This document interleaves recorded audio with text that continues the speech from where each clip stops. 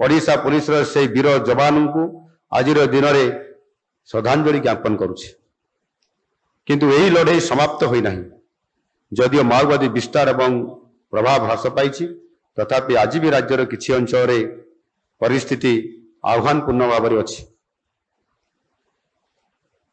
गत मास 24 तारिख छत्तीसगढ़ रायपुर ठारे केंद्र गृहमंत्री अमित शाह जी अध्यक्षतार नक्सल प्रभावित राज्य मानकर मुख्य सचिव और पुलिस महानिदेशक मानक नहीं एक बैठक मध्य अनुष्ठित होता।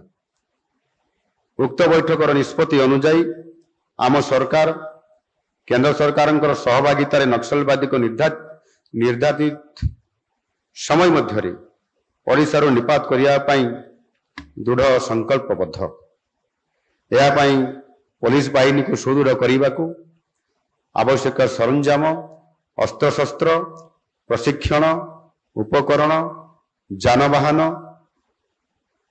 यथाशीघ्र आम सरकार जोगई देवे।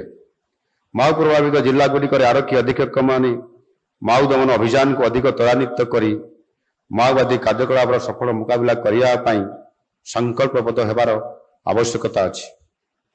प्राय सप्ताह तले किछि माओ हिंसा पीड़ित को भेटिबा अवसर रे माननीय केंद्रीय गृहमंत्री श्री अमित शाह जी कहिसंति जे माओवाद जनित हिंसा अति बेसी रे 31 मार्च 2026 मसीहा सुधा तार शेष निश्वास त्याग करिवो। तेणु मु एही मंचरु माओवादी को परामर्श देवी समान हिंसा त्याग करी मुख्य सत्तरे फेरी आसंतु नहले समानंकर पाई परिणाम कौन हबो समान ठीक भावे जानी छंती।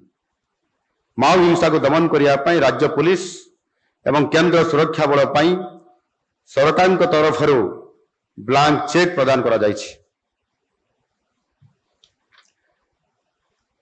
भारतर यशस्वी प्रधानमंत्री श्रीयुक्त नरेंद्र मोदी जी महिला मानकर सुरक्षा को सर्वदा प्राथमिकता दे आसुछंती। तांकर दृढ़ नेतृत्व और मार्गदर्शन रे महिला शिशु और दुर्बल श्रेणी लोक विरोध में घटुवा अपराध तुरंत समाधान एवं त्वरित विचार प्रक्रिया माध्यम दोषी को कठोर दंड विधान करने आम सरकार सर्वोच्च अधिकार दौरान शून्य सहनशीलता नीति अवलंबन करी अपराधर शिकार होउतबा पीड़िता मानक त्वरित न्याय प्रदान करने आम सरकार प्रतिश्रुतिबद्ध। अपराधी जे कौन पदमर्यादार थिले मध्य तांको विरुद्ध रे दृढ़ कार्यानुष्ठान ग्रहण करा जिवो। महिला मानकर विरुद्ध रे घटुवा मामला गुड़िक निरपेक्ष तदंत करने नित्यांत आवश्यक। मु आ गोटे दिग को समस्त ध्यान आकर्षण करने को चाहूँगी। गत 22 वर्ष ये निश्चित भाव रे आम ओडिशा पाई एक विराट कालखंड कहले अत्युक्ति हम ना।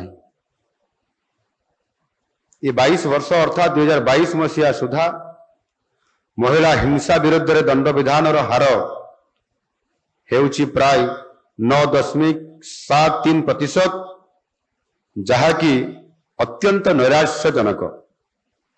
यह जेकोसी मानदंड रे ग्रहणीय नुहे। यार केवल दुईटी अर्थ हुए तो पुलिस तदंत ठीक भाव में हेउना किंबा त्वरित दंड विधान पाई विभागर आंतरिकता नहीं। किंतु आम सरकार यह कौन सी प्रकार रे बर्दाश्त करेंगे नहीं। मु पुलिस महानिदेशक को कहबी महिला हिंसा संबंध रे जिला वारी और हिंसा प्रकार वारी विस्तृत तथ्य प्रदान करने सहित प्रति जिले में दंड विधान कन्विक्शन तथा दंड विधान पेंडिंग स्टाटस और ताहार कारण विषय रे 1 सप्ताह मध्य तथ्य देवे। यह को सठिक भाव अनुधान कर सारिया परे आईन विभाग सहित परामर्श विमर्श करी भविष्य कार्यपंथा निश्चित भाव में निष्पत्ति निया जिवो। विगत वर्ष गुड़िक रेकर्ड देखिले मो मन को गभीर आघात लगी। महिला विरुद्ध में असदाचरण जहाँ साधारण भाव ईव टीजिंग कह जाए ओडिशा रे दुर्भाग्यजनक भाव में ये अधिक अच्छी। मुझे मर्माहत। तेणु पुलिस विभाग एप्रति विशेष दृष्टि देवार आवश्यकता अच्छी एवं निश्चित करने दरकार आम राज्य रे छात्री युवती एवं महिला भावे अपराधर स्वेच्छारे स्व इच्छा विचरण जेभली भाव में करें यही लक्ष्य हासिल करने जहाँ सब करने आवश्यक तुरंत करंतु। एक सभ्य समाज रे ए प्रकार घृण्य कार्य कौन स्थान ना।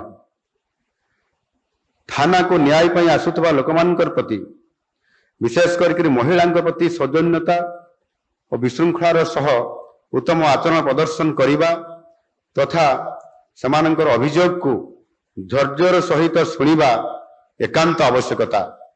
से अभियोगकारी दिन बेले आसतु संध्या बेले आसतु वा राति रे आसतु राति 2टा बेले भी आसतु आमे जेहेतु आमर कर्तव्य ये जे राति जी आसीबो एवं महिला जदि आसीबो ताहले आहुरी ये निश्चित भाव में स्पर्शकातर कथा ये कथा को निश्चित भाव में गुरुत्व देवार आवश्यकता अच्छी।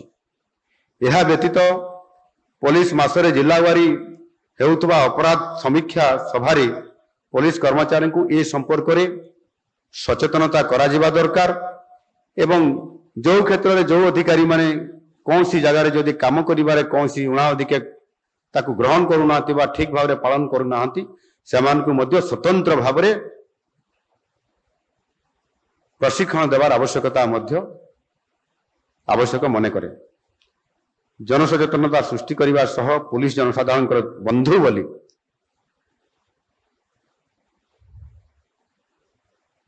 जनसाधारण पुलिस हूँ बंधु ये प्रकार एक जनसचेतनता सृष्टि करिवार आवश्यकता अच्छी एवं आज दिन में